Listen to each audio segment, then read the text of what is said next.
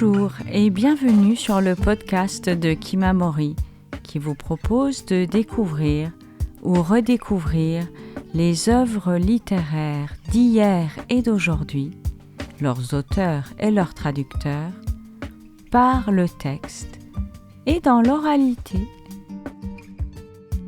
Toute cette semaine, dans le cadre de notre partenariat avec Audiolib, nous partons à la découverte des merveilleux romans de la dernière rentrée littéraire d'automne.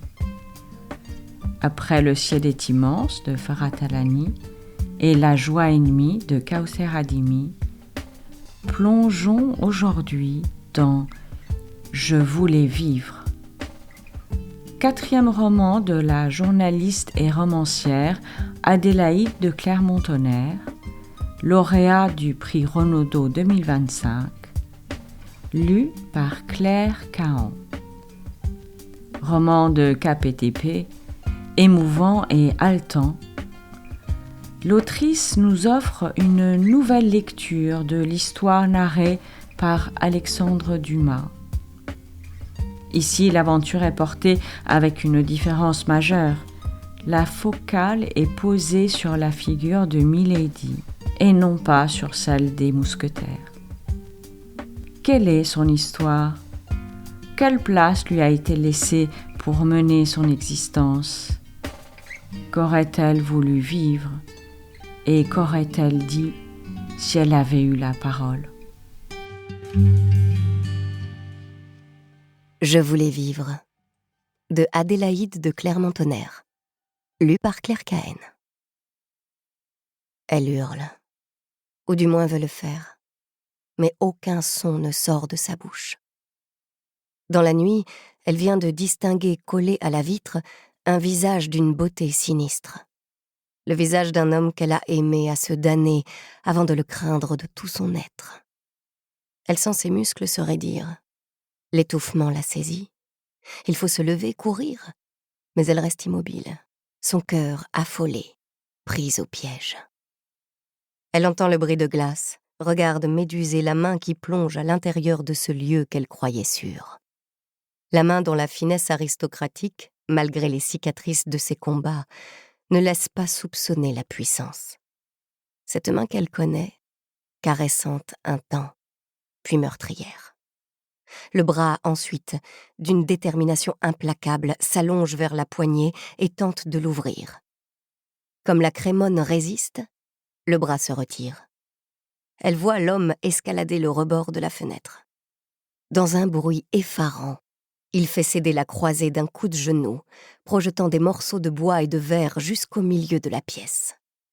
Sa tête apparaît, ses épaules, tout son corps, puis ses semelles de cuir claquent lorsqu'il atterrit sur les tommettes. Il se dresse à moins de 3 mètres, grand, tellement plus grand qu'elle. Le front haut, les yeux admirables et cernés, des cheveux châtains descendant aux épaules, Olivier de la Fère la domine de toute sa force. Sous son épaisse veste noire à col montant, entr'ouverte sur une chemise blanche qui laisse apparaître la naissance de son torse, elle distingue le manche ciselé d'un poignard. Ce bref éclat, sous le tissu, l'attire de sa sidération. Au prix d'une énergie dont elle ne se pensait pas capable, la jeune femme se précipite vers la porte opposée qui mène à la rivière. En tirant brusquement le battant, elle étouffe un cri. Cette issue n'en est pas une. Là, plus pâle et plus menaçant encore que son acolyte, un deuxième homme. Elle le reconnaît et recule vivement, 20 ans à peine. Maigre, les pommettes hautes et les yeux perçants, il a encore sous sa fine barbe des lèvres pleines et la mine enfantine, mais la jeunesse ne confère aucune douceur à son expression. Lui aussi l'a aimée. Lui aussi lui a fait des serments avant de venir la traquer ici. Il tire un pistolet de sa ceinture. Déjà, il la vise. « Range cette arme, d'Artagnan. Cette femme sera jugée, pas assassinée. Sois patient, tu auras satisfaction. »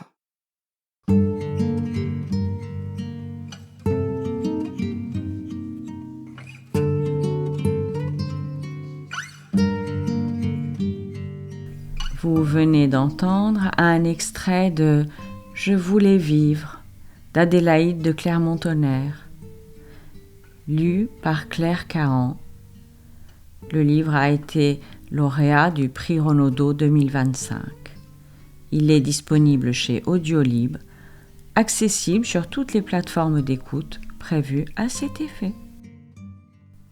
Chères auditrices, chers auditeurs, n'hésitez pas à consulter notre site internet kimamori.fr, nous suivre sur les réseaux sociaux et nous serions très heureux de vous voir rejoindre notre communauté de lecteurs en adhérant à notre association.